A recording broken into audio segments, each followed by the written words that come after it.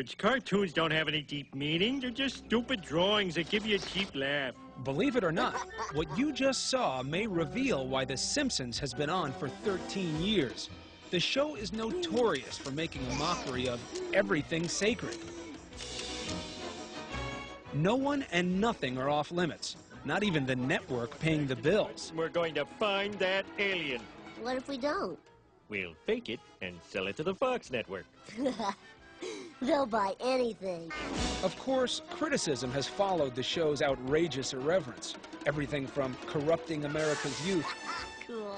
to causing the decline of Western civilization. Time magazine called this cartoon show the best television show, period, of the 20th century. It's now seen in 60 countries.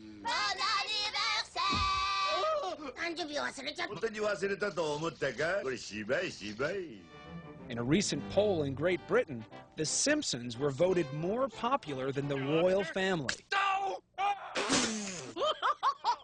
It is a slapstick satire. The slapstick works for the kids, the satire works for the adults.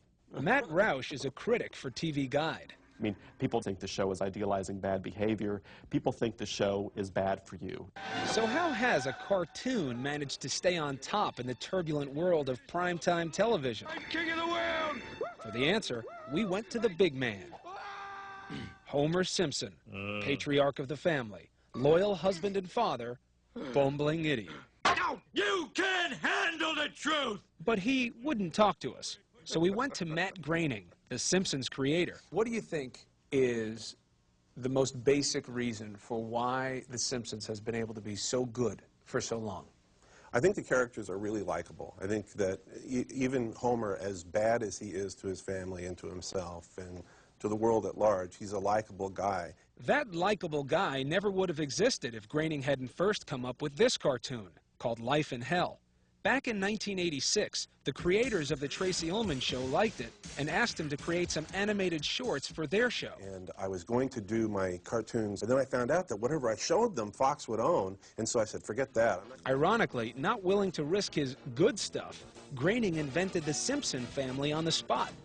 Marge is Homer's long-suffering wife. Their kids, Bart, a naughty 10-year-old, Lisa, a precocious, world-weary 8-year-old, and baby Maggie. He named them after members of his own family, with one exception. I thought if I named the main character Matt, it would be too obvious, so it's Bart. But the similarity stops there. My family is nothing like The Simpsons. The crude drawings were a big hit on The Tracy Ullman Show, and so in December of 1989, Fox gave The Simpsons a show of their own. Jim Brooks created The Tracy Ullman Show and worked with Groening to develop The Simpsons. The last thing we wanted to do was a cartoon, because we wanted to make it real and we wanted to establish reality. So they placed this dysfunctional middle-class family in a kind of Everytown USA, with an incompetent police chief, a pompous newscaster, a sinister billionaire, and dozens of other fully fleshed-out characters.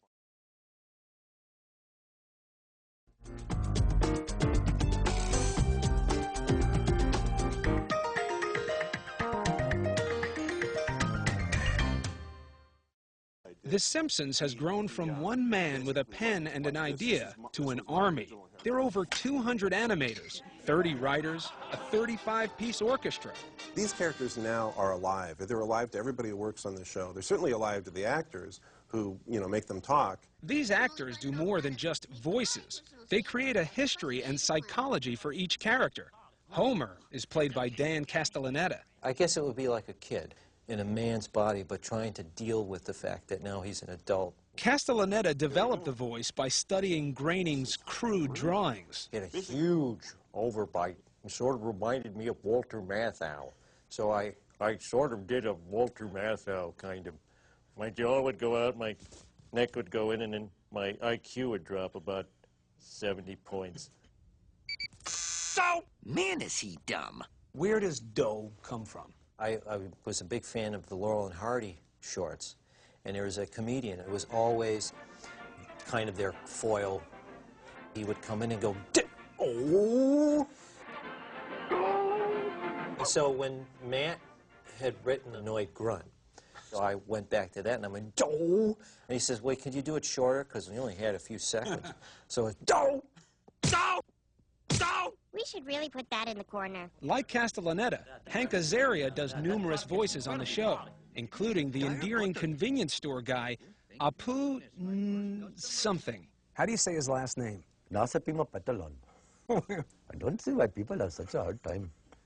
Just pronounce it's spelled like it sounds. Sounds like it's spelled. Good rice, good curry, good gunde, let's hurry. So you start out with a stereotype, and then you start peeling away the layers of this person to see what they're really like underneath. Spoofing stereotypes while finding the humanity underneath is the job of the writing staff, a staff that is double the size of the average live-action sitcom. They spend months working on just one episode. George Meyer started out as a writer and is now one of the executive producers. Is there a purpose to The Simpsons? If there is, it's to get people to re-examine their world, and specifically the authority figures in their world. And those scripts are crafted to tap into the inner anarchist in all of us, to have their characters push buttons that few real people could get away with. Isn't that a sin? Marge, just about everything is a sin. You ever sat down and read this thing? Technically, we're not allowed to go to the bathroom. We do things about subjects that I know would just make people flip if we weren't a cartoon. Like in this episode, Homer's Phobia, where Homer is forced to confront his fear of homosexuals. He prefers the company of men. Who doesn't? Homer, listen carefully. John is a homosexual. There's a lot of criticism that the American sitcom doesn't show families who go to church. And so, well, The Simpsons go to church. We've actually shown God. Good. And yet these critics are not satisfied. This irreverent attitude appeals to many of the lesser gods of our society, celebrities. They line up to poke fun at themselves. But ultimately, the success of the show rides on the main characters, especially Homer. And after months of intense negotiation, he finally agreed to speak with us. Yes, this is the original Homer Simpson.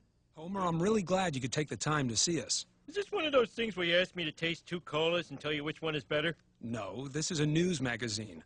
Well, I just want to reiterate that your investigators are not allowed in my garage, my freezer, or to look into the years 1983 through 1995. I said the freezer, right? Maybe we should talk to Bart. Bart doesn't want to talk to you. Hey, Chris Cuomo, how you doing, man? Why, you little... Oh, we're going to have to do this again. My robe was open the whole time. So Homer's as dumb in person as he is on TV. But despite that, his family truly loves and accepts him. Maybe that's the secret. This subversive sitcom is really pushing traditional family values. Now that's funny.